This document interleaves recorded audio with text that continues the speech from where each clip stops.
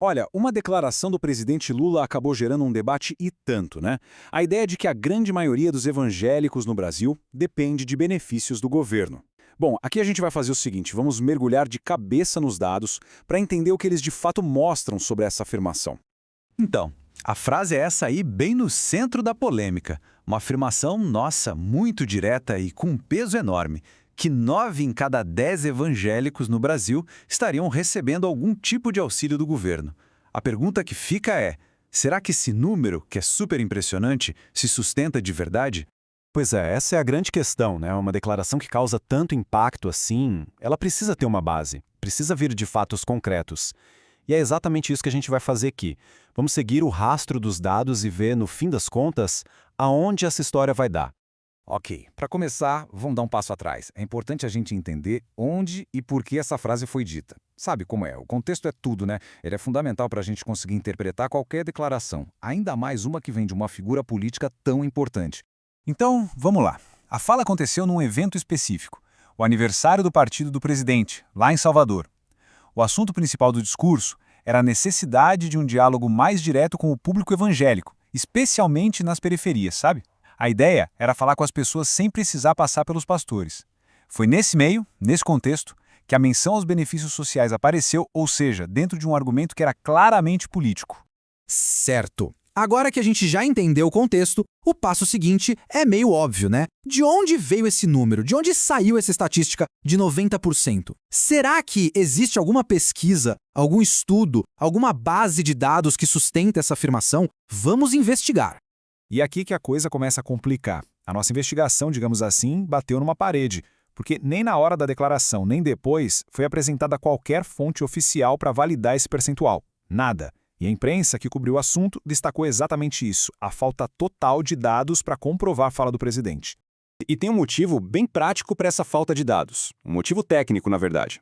O cadastro único, que é aquela base de dados gigante que o governo usa para gerenciar programas como o Bolsa Família, por exemplo, ele simplesmente não pergunta a religião das pessoas. Não tem um campo para isso. Então, fica impossível para o próprio governo gerar uma estatística oficial que cruze quem recebe benefício com a religião da pessoa.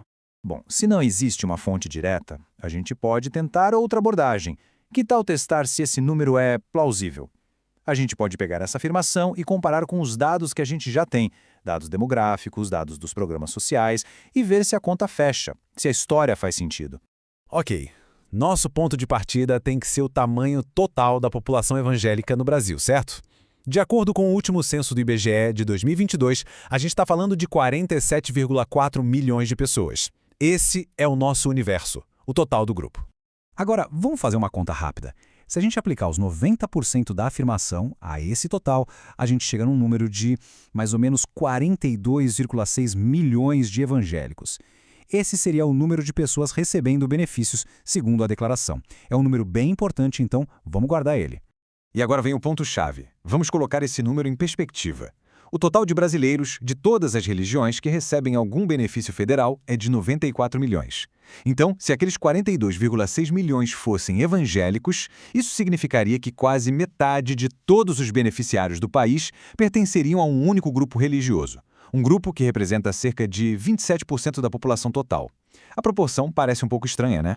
E olha só como essa diferença fica clara nesse gráfico. Quando a gente cruza os dados de renda do IBGE com os dados de religião, as estimativas mais otimistas, digamos assim, apontam que o número máximo de evangélicos que estariam na faixa de baixa renda, ou seja, o público-alvo dos benefícios, seria de 32 milhões. Isso cria uma diferença de mais de 10 milhões de pessoas entre o que é realista e o número que a declaração sugere. É uma diferença bem grande. É claro que uma declaração com esse tamanho todo não ia passar batido, né? A repercussão foi imediata.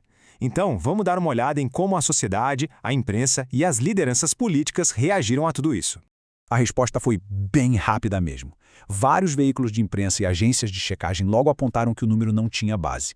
Ao mesmo tempo, líderes evangélicos importantes vieram a público para contestar o que eles viram como uma generalização, dizendo que aquilo simplesmente não batia com a realidade da comunidade deles.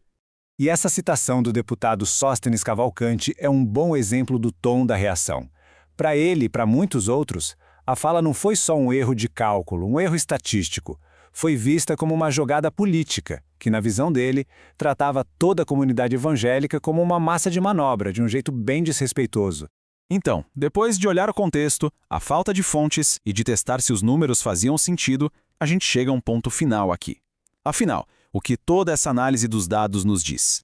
Olha, o veredito, com base nos dados, é bem claro. A afirmação de que 90% dos evangélicos recebem benefícios do governo não se sustenta como um fato. Ela funciona muito mais como uma peça de retórica política do que como uma estatística real. Tudo que a gente tem de evidência não só não confirma esse número, como aponta para uma realidade bem diferente, com um número bem menor. E tudo isso nos leva a uma reflexão final que vai muito além desse caso específico, né? Independentemente do lado político, quando se usam números e estatísticas sem nenhuma base, o debate público fica mais pobre. A pergunta que fica no ar é: qual o impacto que a gente tem quando informações imprecisas como essa circulam por aí? Como isso afeta a nossa capacidade de ter uma conversa pública que seja saudável e principalmente baseada em fatos?